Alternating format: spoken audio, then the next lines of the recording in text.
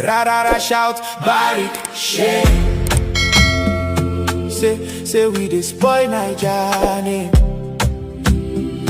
But how we go hide the pain? Big heatings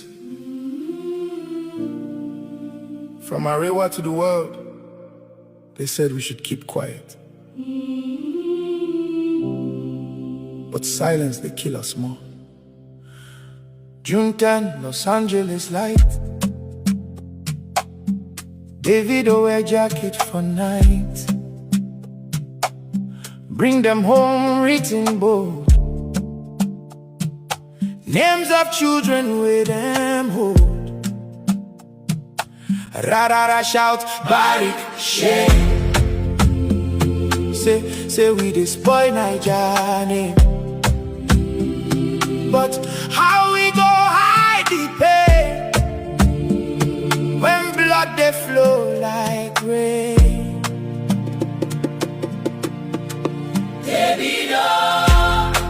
Davido, should we talk or should we hide?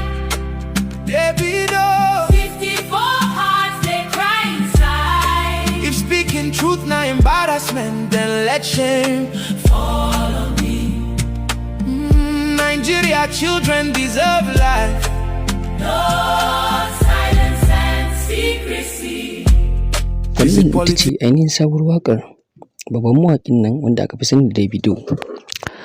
Lalle babu shakka Davido ya tsaya ya waƙe Farfesa Isa Alfantami ɗan takarar da yake neman gwamna a jihar Gombe a shekarar 2027, a lokacin da Davido ɗin babban mawaƙin da ya shahara a faɗin Najeriya da kuma duniya gabaki ɗaya, wanda ya kasance na waƙa ta Turanci, inda ya ji wato Dauda Kahutu mawaƙin nan na siyasa wanda ya shahara a arewacin Najeriya gabaki ɗaya.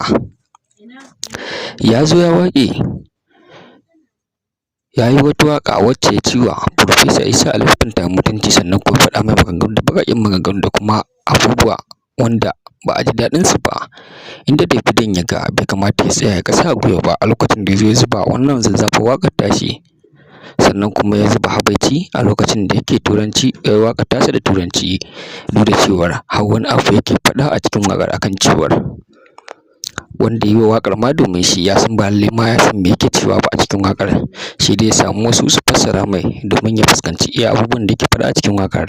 Sai shi ba waƙar nana yanke ko kuma waƙar ihu ba, waƙa yake a natse kuma waƙar turanci ba Hausa ba. To mai saurare ku ƙara gyara zama da kuma zuwa biyo mu zuwa ƙarshen wannan bidiyo, sannan kuma dai in za mu so wannan ne ziyartar ka da farko wannan channel namu mai albarka, daga danna mana subscribe sannan ka danna mana alamar ƙararrawar sanarwa, domin dai haka shine zai baka damar samun labaran da zarar mun ɗora akai-akai. Mun gode. Lalle babu shakka wannan waƙar ta matuƙar tada hankalin jama'a a lokacin da kuma ta girgiza Dauda Kahutu babban mawaƙin da ya shahara a arewacin Najeriya a waƙar siyasa, inda kuma Dauda Kahutu yake so ya ƙara gyara zama domin waƙar ma ya rasa fuskantar me ake cewa a lokacin da Davidon a cikin waƙar yake sanarwa a yanda Dauda Kahutu yana so ji wannan waƙar, to shi dai ya kirawo wanda suka san turanci suka iya turanci su fassara mai akan cewar me Davidon yake faɗa babban mawaƙin, saboda shi ba zai tsaya na biyan mai na waƙa da Hausa ba, a lokacin da kuma ya bi Farfesa Isa Alfantami a cikin waƙoƙin nashi, sannan kuma ya ce wannan waƙoƙin ya yi su kusan kala 5, haka kaɗan zai dinga sako su, inda ya sako waƙoƙin ƙwaya 2 a fara ji, amma kuma ya ce nan zai ci gaba da sako waƙoƙin.